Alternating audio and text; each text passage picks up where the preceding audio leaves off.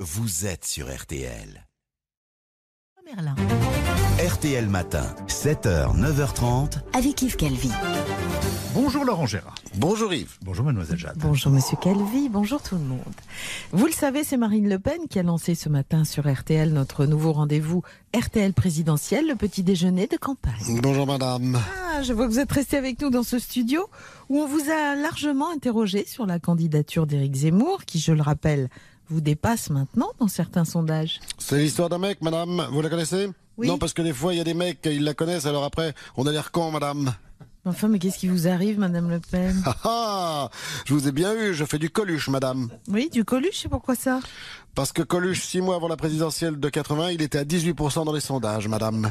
Ce qui n'est pas votre cas, puisque selon une enquête récente, vous seriez devancé par Éric Zemmour au premier tour. Je vous demande de vous arrêter, madame. Ah, là vous nous faites du baladur, si je ne m'abuse. Oui, madame Édouard Balladur, qui était à 29% dans les sondages en 95, madame. Bon, d'accord, j'ai compris. Vous voulez habilement nous faire comprendre que les bons sondages d'Éric Zemmour ne préjugent en rien de l'élection de mai prochain, c'est ça? Vous voulez que je vous dise pourquoi que je vous dis ça? Oui.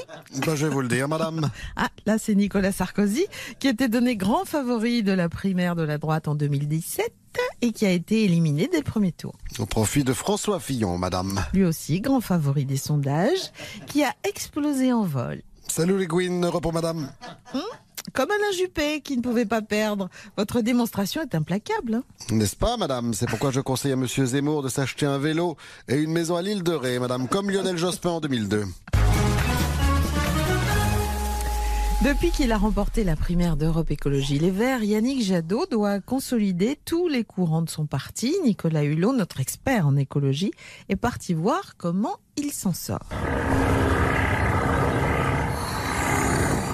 Je survole actuellement la zone protégée d'Europe Écologie Les Verts. Une guerre est en train de se dérouler sous mes yeux. Une guerre ?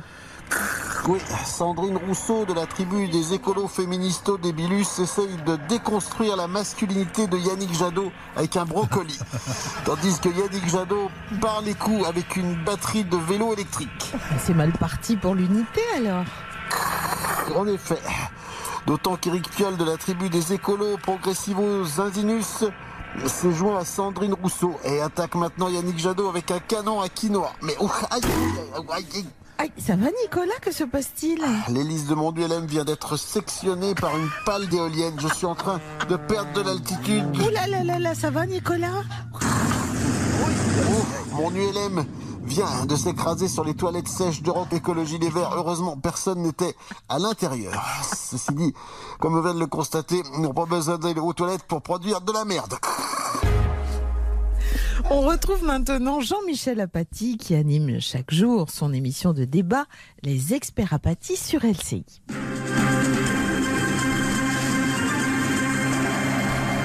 Bienvenue dans les Experts Apathy, l'émission de libre expression où s'expriment les opinions les plus diverses et variées. Nous recevons aujourd'hui Anne Hidalgo, candidate socialiste à la présidentielle, l'acteur de gauche Pierre Arditi et le journaliste à la retraite Guillaume Durand.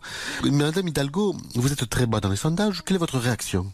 Mes mauvais résultats dans les sondages sont la preuve que les Français sont sexistes. Ouais, alors effectivement, j'ai envie de vous demander, mais alors comment dirais-je, est-ce que l'argument ne serait pas un peu, comment dirais-je, facile? C'est celui qui dit qui est. Bon, enfin, c'est consternant, mais c'est absolument consternant. Rendez-moi la gauche que j'ai connue.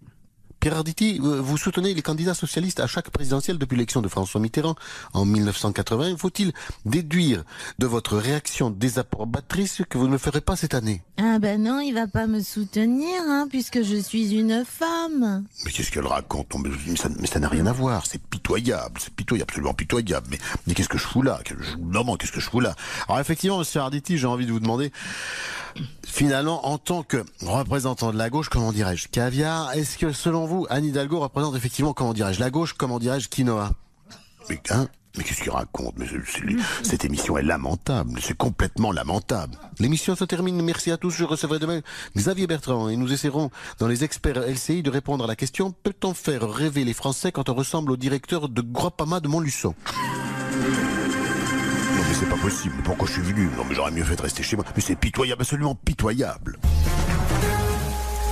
Depuis la semaine dernière, le spationaute Thomas Pesquet est le premier Français à commander la Station spatiale internationale.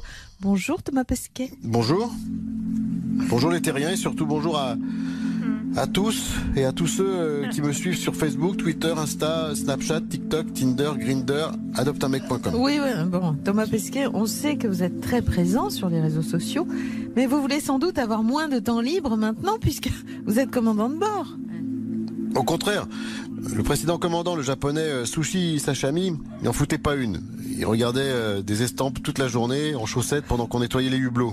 Alors, on a tous vu l'émouvante cérémonie de passation où le commandant japonais vous a symboliquement remis les clés de la station, en effet. Non, en fait, il m'a remis les clés du minibar de la station. Maintenant, je vais arrêter le jus d'orange en poudre et le café en boule, je vais me mettre au Beaujolais. Voilà.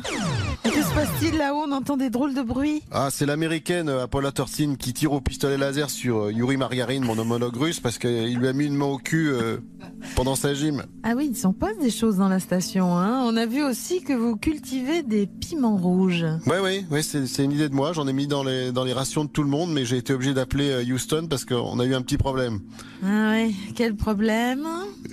Tout l'équipage a eu la courante et mon homologue italien Aldo Fanculo, qui était en train de serrer des boulons à l'extérieur, a dû rentrer d'urgence à la station parce que ça commençait à se remplir. Oui, merci Thomas Pesquet, hein. Soyez prudent. Aucun risque, hein. Maintenant que je suis commandant, je vais pouvoir jouer du saxo toute la journée et poster encore plus de photos. Vous savez, vu d'ici, tout est minuscule, hein. Oui. Même le Grand Canyon est plus petit que ma bite. Hop, hop, hop, hop, hop.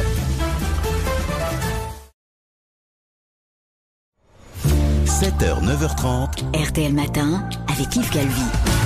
Aller plus loin que les gros titres, analyser en profondeur ce qui fait l'actualité afin de mieux la comprendre, prendre le temps d'écouter les acteurs et les témoins de cette actualité, c'est ce que je vous propose chaque matin de 7h à 9h30.